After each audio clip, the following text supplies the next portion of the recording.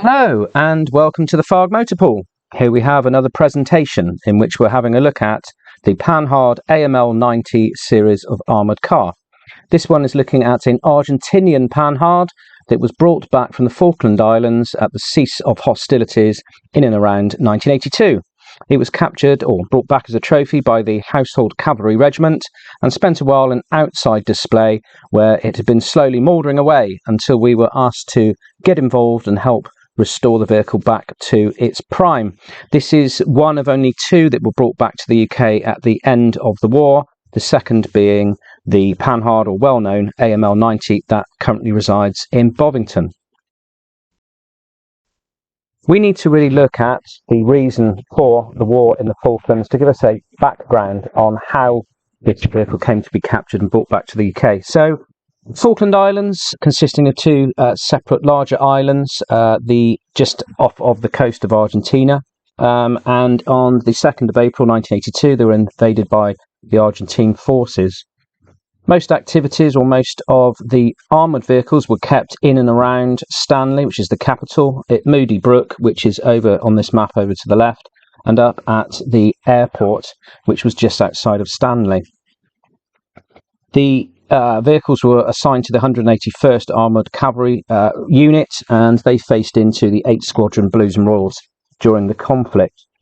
So here we are, pictures of the Panhard as they've just been purchased from the Panhard French company, and we're just about to fly out on Hercules aircrafts. There was possibly 12, but during our research we may have found others. Up to 13 or 14 of these were sent to the islands. When they arrived, there was great rejoice, as these were quite mobile vehicles, able to move around the capital quite easily. But as soon as they started going off-piste and onto the boggy ground, many of them were unable to move. And so orders were issued that vehicles were to stay on hard standing at all times. This did hamper movement, and these vehicles really ended up as static defence positions. You can see them here spread across Moody Brook.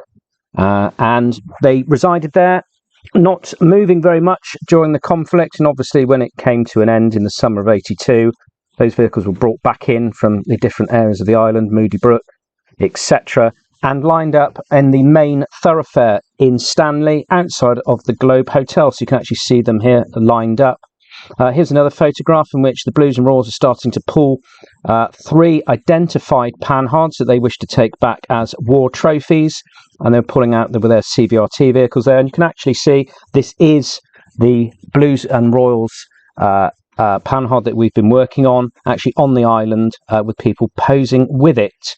It was one, as I said, of 3 that were pulled down to the docks. They sat there in the Remy workshops, you can see them here, and an attempt was made to start them, drive them, etc. And eventually 2 were deemed to be worth saving, and they went on to the craft and were brought all the way back from the Falklands, and you can see them actually being landed here.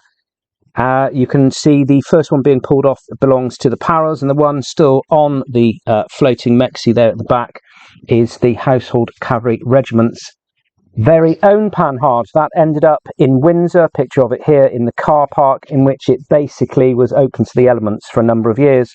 It was restored probably the late 80s, in which it was given various coats of paint, and even we believe the vehicle was tried to be started at that point. This is really then fast forward to only a couple of years ago, when I was called in after some work I'd been doing on a Haynes manual, looking at the Panhard AML series of vehicles. And this is pictures I took of the vehicle that had been moved from the Windsor barracks down to the new camp at Bolford. And you can see I was identifying, after I did a survey on the vehicle, of bits that were in dire need of being restored, as it was evident the vehicle was about to completely disintegrate due to being out in the elements for so long. You can see the engine here, many parts have been taken off, which really didn't help it. Here we are actually inside. You can see that brown watermark there in by the driver's seat, and that's really shows you the levels of water that had accumulated inside of the hull over the years. It was poured into the wonderful new garages at Bulford, and you can see it sat here, and we started doing our very first close inspection. We've obviously lost one of the tyres there due to it being deflated and shredded, and there I am dressed in black, speaking to, as it was at the time, Corporal of the Horses Harry Day, and he's there giving me advice, or me in fact giving him advice as well, on what we needed to do to bring this back to, hopefully, as we wanted, working condition. First things first really was to strip it down and find out which panels we were able to save, and you can see there the work had began to remove layers and layers of paint. Unfortunately, because of the repaint that happened in the 80s, it was quite an aggressive, thick paint. Fire retardant had gone over the top of the original factory colours, and so therefore with the removal of that paint, the original simply went with it. There was no way of trying to separate one from t'other. You can see here we've now pulled it into some of the larger working area down at the barracks, and we basically were able to strip the paint completely from the hull using hours and hours of labour from the Household Cavalry Regiment ranks. Here we're looking at the tyres. Great to see the original marking still on there from when they were supplied by the French Panhard Company to Argentina.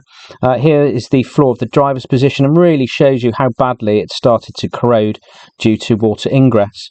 Interestingly, we found instructions tucked down the back of one of the control boxes showing us the wiring diagram, so it really does prove its French heritage there. The wheels are off, the panels are off, wings and rear wings, and it's back to bare metal. And that's literally thousands of hours of needle gunning to get that paint, and we felt it very necessary to get it back to basics so we could give it the proper coats of red oxide paint and preserver to keep this around for a number of years to come. There we are at the back. You can see the rear bins have now been taken off, the wheels are now off, and now we're in a great position to start putting it back together.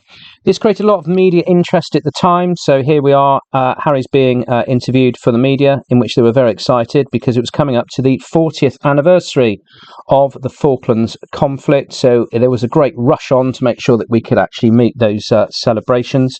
It was much easier to take the turret off, so we could work on that separately, and you can see it here on our stand. And again, this also needed to have a great deal of paint removed from it. Underneath, we didn't find anything, disappointingly. It really went back to bare metal. But that started us doing research on finding original photographs of the vehicle in the Falklands, so we were able to work out exactly what the camouflage pattern and colours were. We also made a visit to the Bovington Panhard, and were able to sample the colours that were still evident on that originally painted parachute regiment Panhard, and so therefore we were able to match those in the background. Meanwhile, mechanically, there we go, out comes the engine. It was absolutely shot. The bottom of the engine completely rotted away. Many elements had been taken from it, or as I said, I'd attempted to start it over the years, and therefore we ended up with a seized and non-working engine. We did source another engine, and there were initial plans to put this back into the vehicle and have it running, but unfortunately, due to financial constraints, we had to make do with what we would describe as a cosmetic restoration, and to secure the vehicle so it didn't further degrade. So therefore we can see we've cleaned the floor inside. We've then gone into the red oxide, the infamous red oxide. Everything was given liberal coatings of this paint to make sure it would preserve the vehicle for as long as possible for the future. You can see the side bins there. Some of these were actually sourced as second-hand units, and you can see one of my videos where I found one of these vehicles in a scrapyard, so we were able to use those parts I'd brought back into the first coating of what I would describe as French green. So this is the base colour that was used by the Panhard Company when the vehicle was made and issued or sent to Argentina. There we have the all of the different prisms and episcopes, as they're called, all laid out, ready for cleaning and replacement. You can see the Panhard here is back into the factory green, which is great. And you may be asking, did we find anything of any interest inside of the Panhard during the strip down? We found some English money, some 7.62 casings, which wouldn't have come from the vehicle originally because it was mounted with a 7.5mm AA52. But there was some original equipment that had been left in it when it was taken from outside the globe, and that is currently in the Household Cavalry Regiment's Museum. We started finishing off the floor inside, so here we can see our raw materials and our hand tools ready to attack that rust, and we were able to coat the inside with very thick layers of both rust resistant and water resistant paint, so if in the future there was any more water ingress inside of it, it wouldn't continue to attack the structure of the vehicle and therefore make it dangerous. And we can see the whole floor's done now. We're able to clean up those bevel boxes, as you can see there, those final drives, just in case at some point in the future we wish to fit an engine. We know that all that stuff is good. There's the bevel boxes outside being examined, cleaned and painted.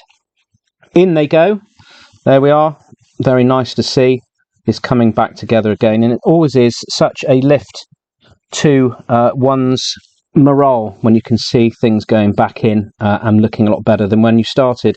In the front we couldn't really do very much. We put back in obviously the electrical and steering apparatus and a new seat that I'd sourced from a scrapyard, but the fuel tank was left out, and there were other elements we had to remove because of the fact they used asbestos, and that would have been dangerous looking forward. There we go.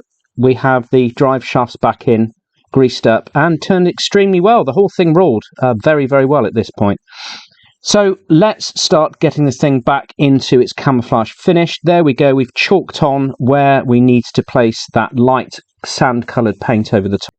What was very interesting is whilst I was painting it, putting on the finishing camouflage touches, it was very easy to spray with my right hand over in the arcs, but very hard to come back, and so therefore it suggested to me that the personnel who had painted the vehicle in Argentina before it went to the Falklands was also right-handed, which is a very interesting thing to note.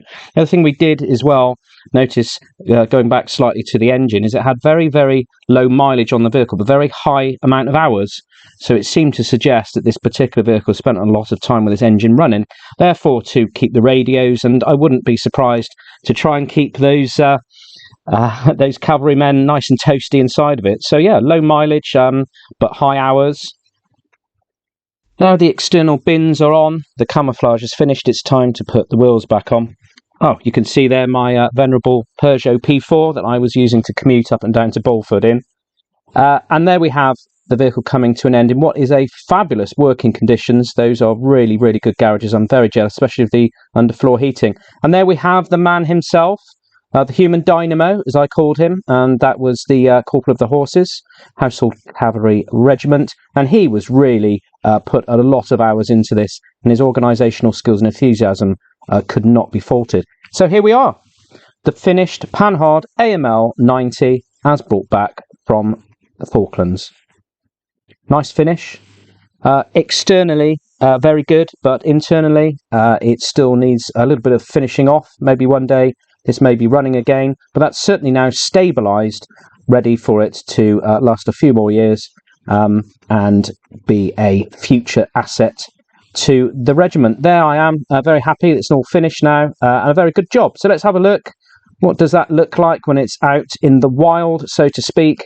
And here we have the AML90 in its finished livery and looking really, really good. An absolute triumph, really, and due credit, and really completed in memory of those people that were unable to come back from the Falklands, very sadly, on both sides. If you like that video, we have furthers, ones to look at, and we are currently restoring our own AML90, so look out for the restoration vlog on that. Thank you for joining me, and ta-ta for now.